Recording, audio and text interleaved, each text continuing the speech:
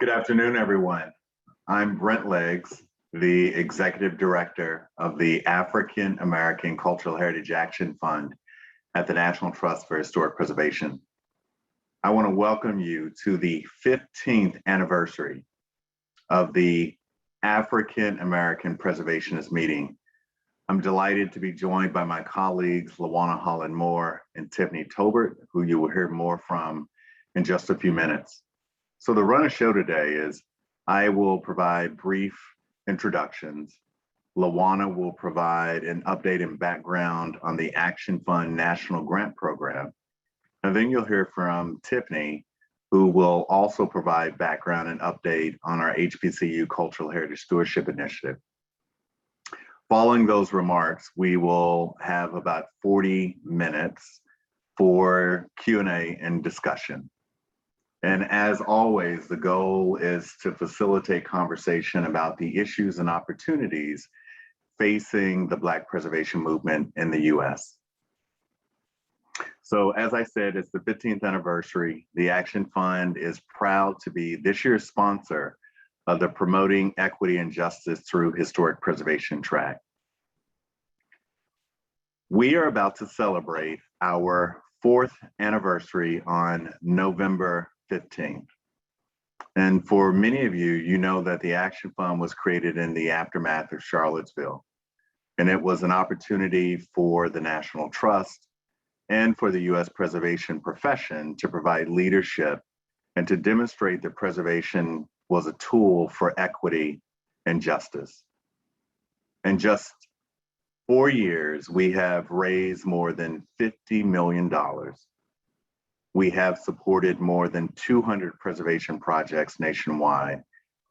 And in my view, the Action Fund is a revolution in historic preservation.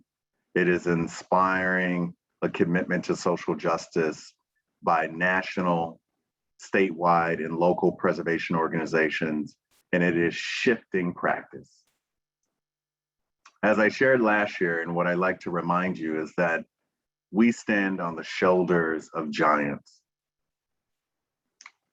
Black people have been preserving informally our cultural landscapes and historic buildings, partly out of necessity and need, but partly because we have always had a tradition of preserving our stories and our collective memories. But more formally, in the early 20th century, under leadership of Mary Talbert and the National Association of Colored Women, they organized the first successful national preservation campaign to pay off the mortgage of the home of Frederick Douglass called Cedar Hill, which is located here in Washington, DC. And in their celebration and in their joy, when they burned that mortgage, in those ashes, they would birth the Black preservation movement. So we continue to build on their important legacy. So many of you have heard that we were fortunate to receive a $20 million investment by McKinsey Scott and Dan Jewett in June of this year. And I just want to give you an update on the investment strategy for those dollars. We were committed to equitable investment, so a 50-50 split, where $10 million is helping to grow our existing endowments from phase 1. So in total, we have just established a $14 million endowment. It is the first of its kind at the National Trust and among the largest endowment dedicated to the preservation of historic African American places in the nation. The balance of the $10 million is supporting short-term outlays that helps to increase our grant making, which will support the protection via easements of a small collection of Black landmarks, and then to increase the staffing capacity of the Action Fund so that we can continue to provide national leadership in this space. I want to take this opportunity to thank a lot of folks, and I want to thank our partners like Ford, the JPB, and Mellon Foundations for their ongoing commitment to this work and financial investment in Black communities and preservation projects. I want to thank our local and statewide preservation organizations for their ongoing leadership and growing commitment in this space. Organizations like Preservation North Carolina, Cincinnati Preservation Associates, Preservation Resources of New Orleans, Historic Boston, and so many more.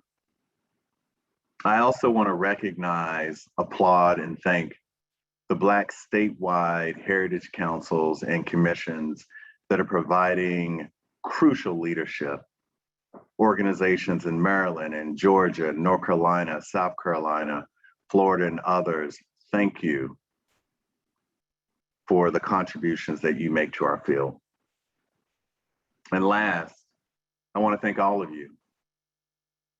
Whether you consider yourself a former preservationist, a grassroots leader, or just a community advocate, it is because of you that we are helping to tell the full history of our nation, that we're able to shine a spotlight on the contributions of African Americans to our nation. And most importantly, we are beginning to redefine and redeploy historic preservation to uplift Black communities. In essence, our collective work is helping to expand the American story and to highlight places often overlooked in American history. So with that being said, I want to invite my colleague, LaWanna Holland-Moore, to share background on the National Grant Program. LaWanna. Thank you, Brent.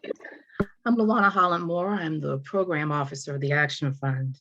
And this nation has been rich in history, but poor in fully representing it and funding its protection, conservation, and recognition.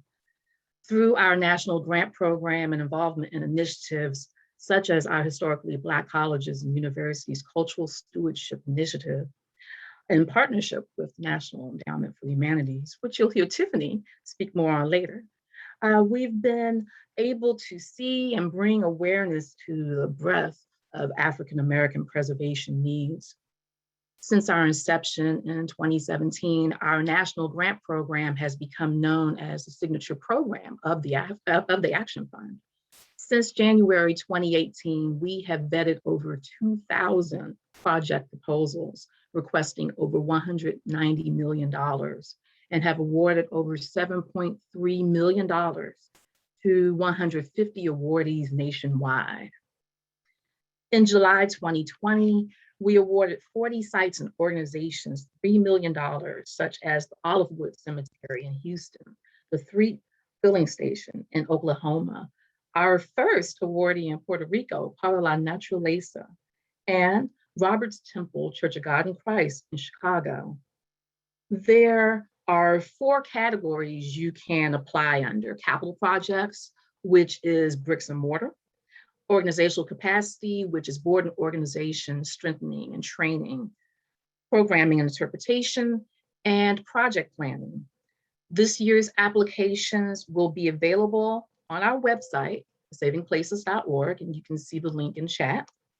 Those will be out on December 3rd with a deadline of January 15th. And I encourage you to apply.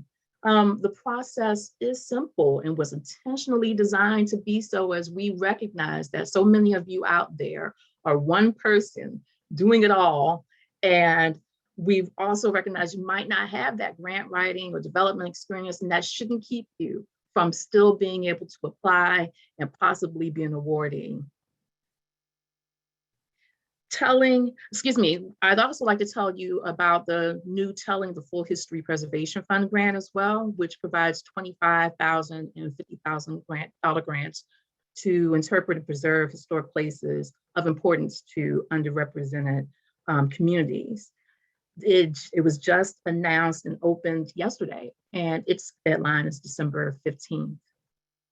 And also as a note, for those of you out there who are in states that are voting today, please make sure you take a time out sometime during the conference today to go vote, make your voice be heard. And I'll go ahead and now turn it over to Tiffany Colbert, who will share updates about the HBCU initiative. Hi, everyone. I'm Tiffany Talbert, Associate Director of the Action Fund here at the National Trust, and I'm happy to share and talk to you all about our HBCU Cultural Heritage Stewardship Initiative and just provide some updates on the program. So I'm going to share my screen and just go through a couple of highlights. Hopefully you all have heard about the HBCU Cultural Heritage Stewardship Initiative. We launched the initiative in 2020 in partnership with National Endowment for the Humanities. And this program was conceived to, as you can see on the screen, empower HBCUs with the resources to protect, preserve, and leverage their historic campuses, buildings, and landscapes, ensuring these academic institutions and symbols of African American pride are preserved to inspire and educate future generations. Again, the initiative is supported by National Endowment for Humanities, Ford Foundation, JPB Foundation, and the Kaplan Fund, and of course, the African American Cultural Heritage Action Fund. And I'll talk about our newest donor in support of the initiative in just a minute. So this program provides grants to HBCUs to develop cultural heritage stewardship plans, either for their campus as a whole or for individual sites and historic places on their campus. And so this year, we inaugurated our first group of grants, and we announced them in February, and you can see them here on the screen. We awarded grants to 8 HBCUs across the country. Morgan State University and Jackson State University received $150,000 to complete campus-wide plans, and Benedict College, Lane College, Philander Smith, Stillman, Tuskegee, and Spelman received individual site grants. And so they're all actively completing preservation plans around these historic buildings and their whole campuses. And we're really excited that we were able to fund these projects as the inaugural group of grantees to the initiative. If you want to know more about these projects, there are a couple of ways to learn. One, we are each month releasing a Q&A from each HBCU, and those are being posted on savingplaces.org in the editorial section. We have our first 2 that are up, highlighting the work at Spelman with the Rockefeller Fine Arts Center and Jackson State University. And coming up this month, we'll have our Q&A from Stillman in Tuscaloosa, Alabama. So I do invite you to learn more about this work that the schools are doing from their own voice and what they hope to achieve and what this will mean for the future preservation of that campus, as well as their students there. We're excited that recently we were announced to receive from the Mellon Foundation a $1.15 million gift for the initiative, which will allow us to continue to offer this grant program for the next 2 years. And so we are looking to award 8 grants per year for the next 2 years to additional HBCUs and bring them into the initiative. And so that is open right now. And the LOIs for that program are actually due this Friday. And so it starts with a letter of intent, and full proposals will be due in January. So if you know a HBCU connected to a HBCU and you don't think they know about this program, please share the information. You can go to savingplaces.org/HBCU to get information on the current grantees, the initiative, as well as access to the proposal. And I want to say that the initiative is not just about providing grants. This is a dedicated program that also provides technical assistance. So we are working with all of these schools intensely, providing direct technical assistance, helping them with their RFPs, their scopes of work, and giving them the guidance to develop a process of how to do preservation on their campus. So we're really excited about the initiative, and we're very happy that it will be continuing with support from our existing funders as well as new funders like Mellon Foundation. So that is an update on the HBCU program. So I'm going to turn it over to Brent to get us started with our discussion. Thank you, Tiffany and Luana. All right, so this is the moment we have a chance to talk. It is not the preferred format, given that we are not in person and can engage in that way, but I'm hoping that we all have enough experience and comfort in sharing and exchanging on Zoom. And so I want to open it up with the first question. What are the top priorities impacting Black preservationists and Black preservation projects nationwide? Luana, can you type it into the chat for us? What are the top priorities impacting Black preservationists and Black preservation projects nationwide? You raise your hand, you use the hand button, and then you will be unmuted, and I'll ask you to speak and to share your comment or even pose a question to any of us on the Action Fund team. And it looks like Corey Shaw is going to be the first one. Hey, Corey. Hey, how's it going? So glad to be here. In my experience, I've seen a lot of preservation projects manifested aimed at redress and repair. What that looks like, there's a lot of semantical arguments about, whether or not we should refer to it as reparations.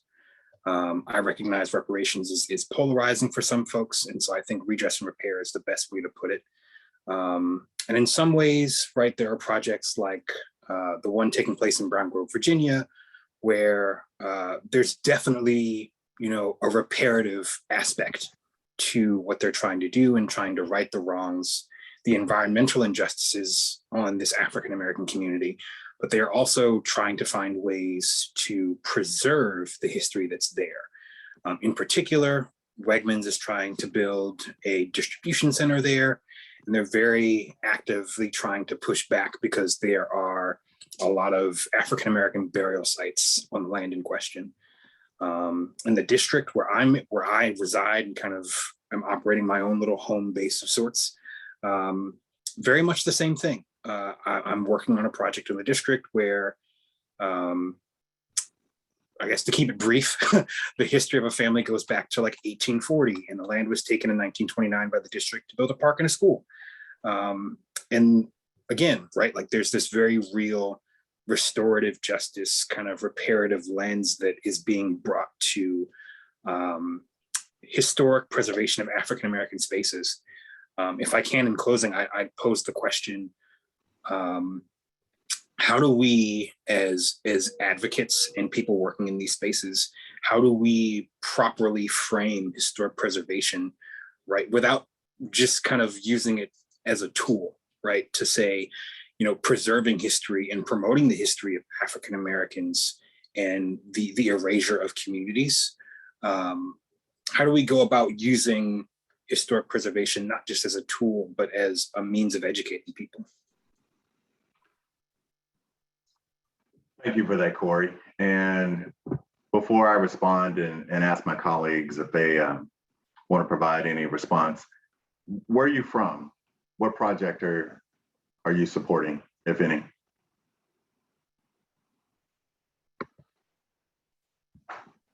There are a few projects that I'm working on right now. I am associated with the African American Redress Network and supporting efforts in Brown Grove, Virginia. I am associated with the Greater Washington Urban League, helping them with housing policy, things in the district. I'm associated with UDC and helping them, helping a professor with a reparations project and serving as the chair for the policy implementation group there. I'm also supporting another effort at Mount Zion Female Union Band Society Cemetery, the oldest Black cemetery in Washington, DC, and kind of structuring a capstone course around that. I also worked with the National Trust over the summer in the Hope Crew project, working with them to kind of do grounds clearing and then archaeological surveying of Mount Zion Cemetery. Excellent. Well, you are a busy man, so I'm glad you made time for this meeting. So I agree with you fully that the word and the connotation behind the word reparations is loaded, and often when it's used, it presents white fragility in a very clear way, and it can often shut down conversation around this topic.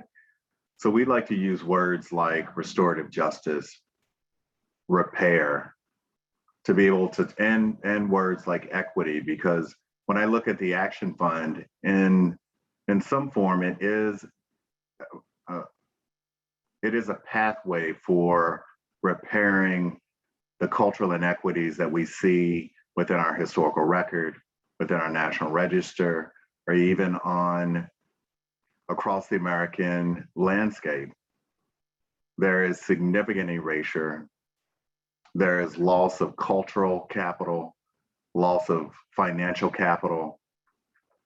And what I think is the ongoing issue in our movement, we've often been excellent at making moral arguments for telling the full history or for some of this reparative justice work. We haven't been as strong as making the economic development arguments and defining an asset-based strategy for moving what might appear as liabilities within historic built environments, underutilized and vacant historic buildings, and transitioning back to the assets that anchor communities. And once we start to be as equipped with moral and economic arguments, I think we will grow as a movement, as a profession, and have greater influence to secure both federal and public investment to sustain this work. Luana and Tiffany, anything you want to add to that? I'll add to Brent's point. I think it is about doing both. Sometimes with preservation, we view it as a either or, and that if you're talking about preservation, you're not talking about economic development, you're not talking about community development, safety, these quality of life issues. And we have to start to merge those into the conversations we're having in our community about all of these things that impact our African-American life. And so you can talk about both at the same time, because if you are not, it's hard to get things to move forward. A lot of it is to say that preservation is economic development, preservation is safety, preservation is affordable housing, preservation is education, and finding things that we can naturally tie our preservation goals to in our community. So making sure we're aware of zoning, we're aware of comprehensive plans, we're making sure these things that are concrete, that have funding attached to them, and being able to show that they equally support preservation, so that we're not seeing preservation as a competition against other things that we think are important in our communities. And so it's the conversation, it's how we're presenting what we want, our goals, and making sure it's directly tied to everything else. And that helps those leaders, those decision makers, those funders, both public and private, get it and support that. Thank you, Tiffany. So now I'm going to invite Alicia, and then Lisa, and then Decca, and then we'll move on to our second question for others to be able to contribute. Alicia? Yes, good afternoon. I guess I'll put my picture on. One of the top priorities that I see, I live in Loudoun County. It's all over the news right now because of the voting. And you've been out to Oatlands, so you know where Loudoun County is.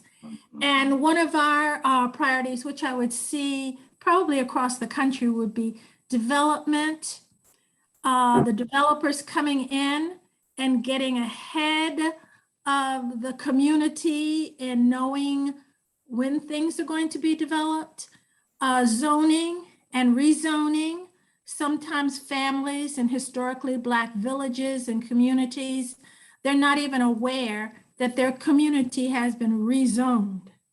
So I guess that goes to the idea of ensuring that there is almost African-American participation in all of the areas that surround our community. Somebody's got to be on the Heritage Commission. I'm on the Heritage Commission. Someone has to be on the zoning commission. And if you aren't, then you're not in the know. Mm-hmm. And if you're not in the know, the rug will be pulled, the bulldozers will come in and you will not even know that they were coming. So the cemeteries might be touched disrespected.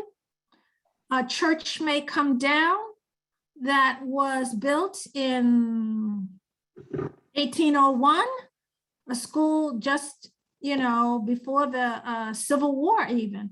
So I guess I would say, I know a lot of people, and I'll stop at this, but the main thing for me is development, rezoning, and awareness. So I hope that helps. It does help. And what you just described is a national issue confronting diverse communities. And your solution was spot on. We've got to have representation that's equipped inside of those spaces to be a part of the conversation, advocating on behalf of our community. That's why I love to use local landmark designation to protect historic buildings at the local level, because it does provide some legal protection, which is critical. And as a movement, we've got to locally designate more Black spaces and landmarks.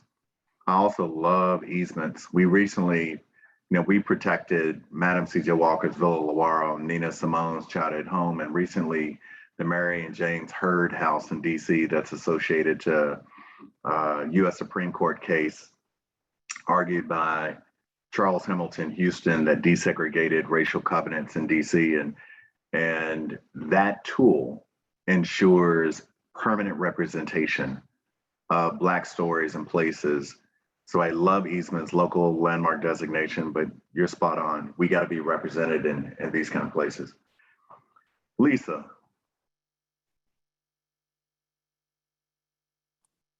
Hi there. Thank everybody for being able to present today and everyone who's present with us. I think one of the major issues that we're facing is loss of heritage property. I don't even know if that's the proper term, but it describes it pretty well. I work for a Main Street program, so I do a lot of preservation and things for the city that I live in, but also my family is from the Gullah Geechee community. And I guess it's just a lack of knowledge, where someone owned property, it was being passed down through the family, and someone died and everyone else had moved off for education and work and did not know. And a big company like Bigelow comes in and says, we would like that property because it's a great place to grow tea.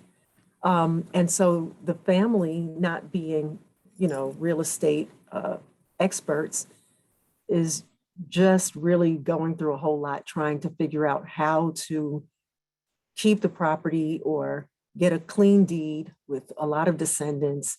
It's a big thing that's been going on for a long time in areas like South Carolina, especially in the Charleston area. And I guess it's just pretty overwhelming, because you don't know where to begin or how to fight the dragon.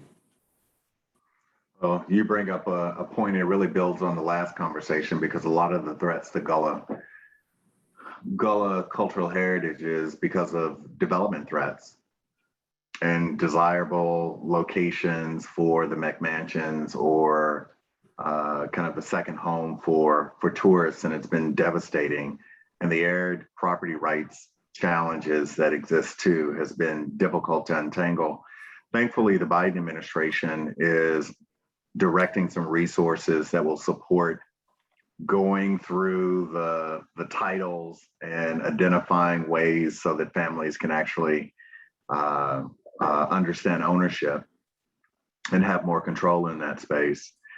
We funded 2 Gullah projects last year as part of our $3 million investment in 40 projects, and they both were in Georgia, but one of the organizations is working directly with the Gullah community, and they are creating a new pilot program that will help them with aired property rights.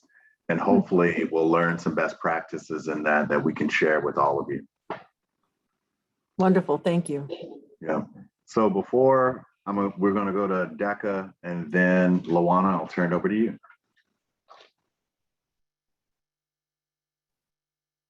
Hi, my name is Decca Hussein Wetzel, and I live in Cincinnati and recently got the Black Sites of Cincinnati Researcher position, which is a newly funded position that's through the Cincinnati Preservation Association.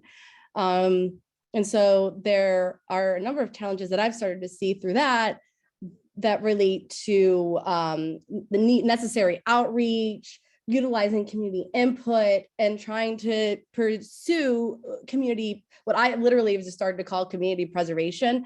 And essentially this idea that I think communities need to have, things need to be more accessible, and they need to be able to more easily understand things related to preservation, whether that's what a nomination is, difference between local and national, landmarks and stuff like that, but also, just getting their stories heard. And so before I started this position, I had worked on a podcast called Urban Roots, and that's out, and I'll send information in the chat here. But the whole point of this first season, which was funded through a Cincinnati local grant, was to try to tell the lost voices of Cincinnati's stories. I wanted the people in the community to actually tell me what they felt was important and highlight the buildings or the stories on, racist housing, real estate in the past, and urban renewal. And I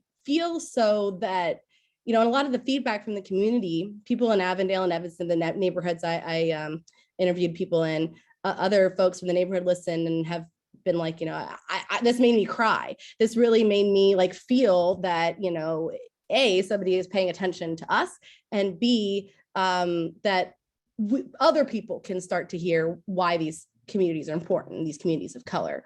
So I really want to say, I just really appreciate the, use of, when you guys say use of active voice to tell the full story, that's something I'm really trying to do. And I really think is just, please reach out to me if anybody else is trying to do the same thing.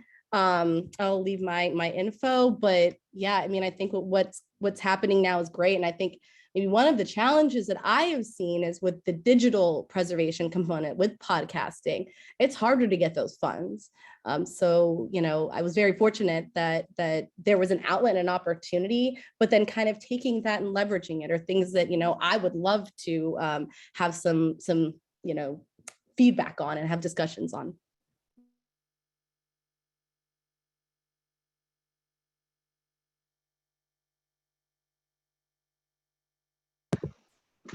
Thank you, Decca. I appreciate that. It was good to see you 2 weeks ago in Cincy. Lawana? Yeah, I was just going to say that, it's so important to have those stories heard in the first place. All too often, our communities have issues with our resources reaching a point of crisis just because people don't know they exist or that they were important to the community in the first place. So being able to talk to those knowledge holders, going out into the community and actually finding out what is important to the community itself is such a huge, huge important factor in helping to continue to make sure that these places remain. If you don't know about them, we can't talk about them. We can't continue to save them. And it shouldn't have to reach that point of crisis. It shouldn't have to reach it being lost for it to finally be known.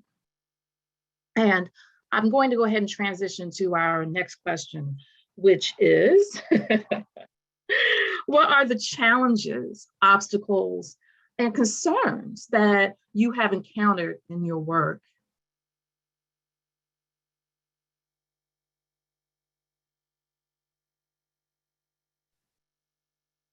Okay, I see Shantisha, that you have your hand up. Yes. Greetings. Hello, everyone. Thank you.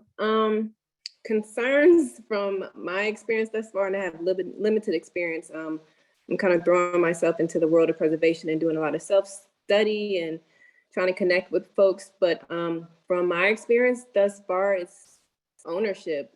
There are these abandoned sites or that once were viable or vibrant within the community, and now that the demographics of the community may have changed, and these facilities, and in my case, it's a church. It's the AME Zion Church in Watertown, New York. It's just sitting there. It's sitting in the middle of a residential area. The congregation is no longer there, but there's a need or desire to preserve and restore the church. But although it belongs to a particular organization, the AME Zion organization, single point of contact just doesn't exist.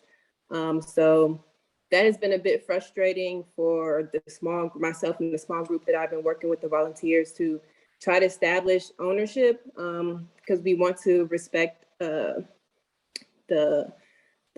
history as well as the connection to the AME Zion Church. But at some point, you kind of gotta, you don't want to step on people's toes, but at some point, someone has to make a decision to what to do to move forward. So from my experience thus far, trying to establish ownership, and even over the summer, I had the chance to visit my father's hometown in Hopkinsville, Kentucky, and it was a Black community, and there's these schools and buildings and businesses that the building is still there and they look in pretty good condition, but the need for them is not there, and you want to save them, but you know, there's no ownership, there's no intended end use. So trying to toggle between preserving these spaces, but trying to establish ownership and trying to establish a legitimate end use for them has been a challenge that I have seen thus far. Luana, I just want to say ditto to everything that you just said. And we currently are working on stewardship planning that will help Black property owners retain their property and even understand estate planning so that the next generation of family members are equipped to be able to steward these cultural assets. Ownership is key, and even succession planning, as you just described, and transitioning an important building to the next generation of stewards. So part of one of our funding categories to our national grant program is project planning.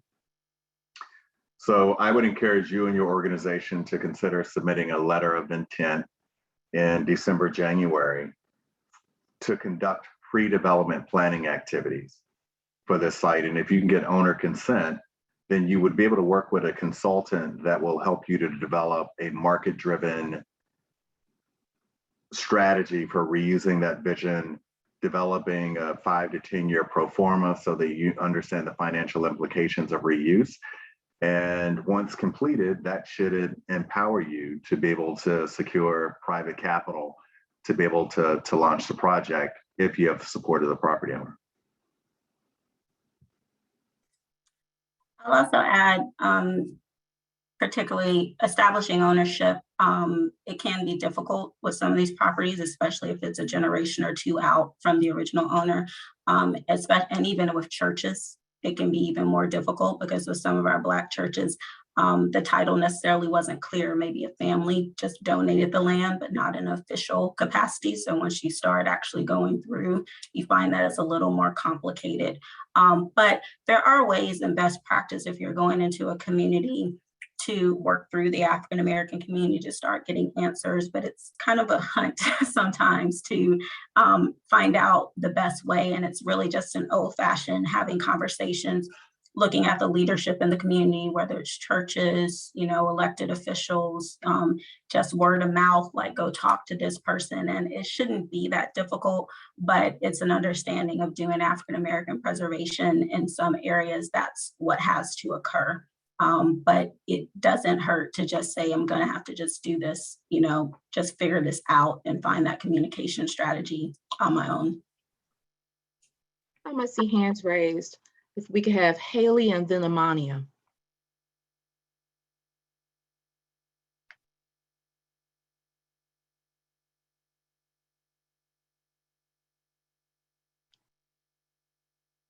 Haley? Just to let her unmute. There you go.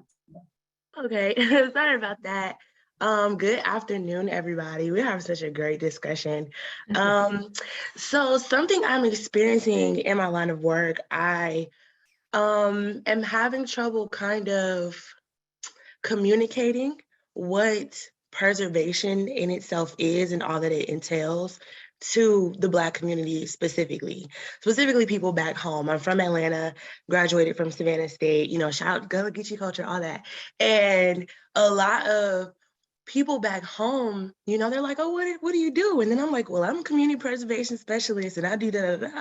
And they're like, oh, okay, that's nice. Well, whatever that is, like, and it's hard to really like bring out, I guess real discussions around because it's like a blockage of, I guess, the wording, of what is this? What do we do? Like, how do we communicate like around that? Because I think that's also another like disconnect when it comes to getting us in those important spaces, you know, people don't know how to look for those avenues because they don't know what it's called. You know, the planning commission versus the preservation commission versus the this, you know, and the that and the paperwork and all this. So it's like, we of course have historically been, you know, educated a little bit less. And so I don't want to say it like that, but historically, things have been left out from us. So I've talked to high school students from other cultures, and they can recite different house histories and tell you conservation methods. And you talk to a high schooler from a predominantly Black school, and they're like, well, I don't know, like, what are you talking? What is this? I don't even like history. And it's discouraging because that's something that us as the Black community, we really need to hold on to, is our history. So there it is. Thank you all. You know, I've heard that a lot. I've had a lot of people tell me, oh, well, you know, I'm doing preservation work, but I don't call myself a preservationist. I don't think I'm a preservationist. And the thing is that there are so many ways that African Americans doing preservation work, you know, whether it's maintaining family cemeteries or a church building fund, you know, we're doing that preservation work and we're out there.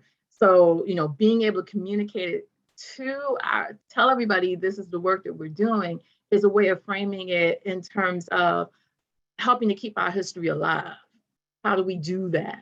How do we go forward and do that? Yeah, I think Haley and hey, Indiana, Haley is on here. It's something I think we've all faced as professional preservationists coming into the field. The scariest question is someone asking you like what you do, because you can't just say, I'm a lawyer, I'm a doctor, you know, I'm a teacher. And I find that saying it the simplest helps, you know, and taking it back to something that African Americans, we understand. We understand preserving a cemetery, we understand preserving a church, we understand saving a historic place. That's fine. And then you can go deeper in the conversation. And this is not just for African American communities, people of color, this is in general. It's just not a common lexicon in just general conversation about a preservationist as a career. But you can talk about, I save historic places, I work with museums, I do this, people get that, and then that enters the conversation. There is a disconnect in younger people, students understanding preservation as a career path, and that's something we seek to address with HBCU initiative. We work with all the schools to develop how to engage students. So having a student on the project planning team, so they're working with the consultants, they're gaining that professional development experience. Our fellows program, which Lawana manages, introducing to different areas of preservation. You have the technical aspect, but you also have the marketing aspect. You have community development, you have engagement. There are different levels of support and work in preservation. And so we have some work to do, both at the high school level and the college level. But I do believe, and I think we believe, there's no better place to do that than at our HBCUs, and to start that growth and that experience there with students to understand there is a place in architecture and preservation for more Black preservationists. But it doesn't hurt to continue talking, because the more you talk, the more you do expand, but there's still going to be that disconnect in our terminology and people understanding what we do.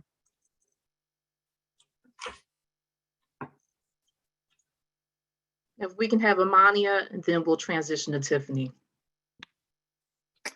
Hi, good afternoon, everyone. What a great conversation. So I work in the DC SHPO office, and I do historic preservation work where I am kind of doing the on-the-ground permit review style of work. And so I get a lot of calls from community residents, property owners in historic districts who have historic homes, who are low income or middle income. And I hear all of the questions of, I have a historic house. What are you asking me to do? What does this mean? You're telling me this is important. You're telling me that I need to try to maintain this character. What character are you talking about? And there is such a lack of understanding of just the building technology and the building integrity, I think, in our community, just from our fathers may have come over and fixed our leaky roofs and stuff. We don't really have that type of carpentry and trade system like we used to. And so there's not those folks really providing that necessary background for the building. And so what I have noticed as a challenge is there's no documentation on your historic structure. No one, maybe we designated something in 1980 and no one's gone back and looked at that church to see how the roofs are maintained, how the shingles are, where are we now with the foundation and the structure. And so when churches are looking to do something with their building, or when property owners are looking to do something, they're starting from scratch. They're like, listen, I have this house. They say that I can demo it and build 10 stories up. That sounds like a great idea. They don't have any context to know that what they have is special, is unique, is one of a kind. You're never going to get that window back. You're never going to get that siding back. You're never going to get that church to look like that again. This is what's important. And so explaining that and giving that back to the community, I think is really important. So if I could recommend anything, I love this conversation about HBCUs and getting them involved and going back into our communities, doing that survey work on a student level and really updating these nominations and updating these new sites. And so we have a really good wealth of information. So when we go to these meetings and when we go to developers or when they come to us, we can say, here is where the integrity of my building is. This is what's important. This is what can say, what can you do around that? And then that way the conversation shifts from not knowing necessarily what we should be doing to reuse the building, but knowing exactly what we need to be preserving, and having a stronger game plan going on to the table. So thank you for letting me speak, and I'd love to hear your comments. Well, we're going to move on. I know we do have some comments in there in the chat, but I want to get in our last question and give you all a chance to maybe have one or two live comments, but I want you to add into the chat. So our last question is just, anyone want to share any news about any big wins or successes or any best practices through your work? Feel free to add them to the chat, but feel free to raise your hand and I'll call on you all. But a lot of these successes have come from you all. They've also come from the National Trust and also through our 11 Most Endangered program, which we are accepting LOIs for that right now, which are due on November 12th. So we'll put that link in the chat. But if you do have any projects that you all have mentioned that could use that support, that attention to advocacy, I encourage you to consider 11 Most Endangered. So I see Anita has her hand raised. If you want to share any successes or big wins with the group. And again, everyone, please add any others to the chat.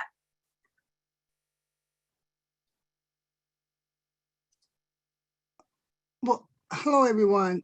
Actually, I wanted to go back to your last conversation, but in terms of successes, I realize I'm from Rockville Historic District Commission in Rockville, Maryland, and we have, well, many of our Black communities are still in place. And some of the buildings there, like a historic school, it's been designated as a site. And the problem with us, well, the success is that we designated the building. That's the success part. But the other part is, it's not just saving the building, but you got to maintain the building. For example, it's not just the outside of the building, which is fine, but also the inside of the building. So how can we get government to understand it's the entire building, even though with historic designation, it only refers to the outside of the building? Because if the government is in fact the landlord and they know that a roof is falling in and they don't care for it, which could endanger that site, but you don't see it from the outside, how do we get them to understand that?